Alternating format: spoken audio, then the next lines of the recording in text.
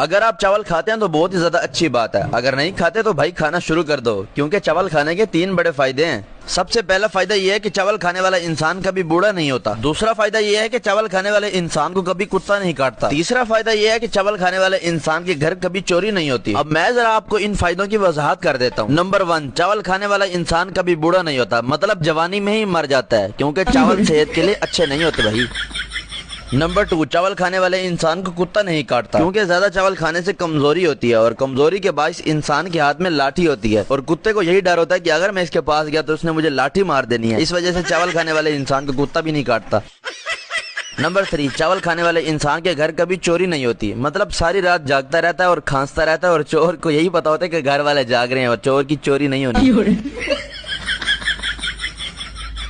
अब इस वीडियो को लाइक कर दो और इसी तरह की और वीडियोस देखने के लिए मुझे फॉलो कर लो। अल्लाह हाफिज।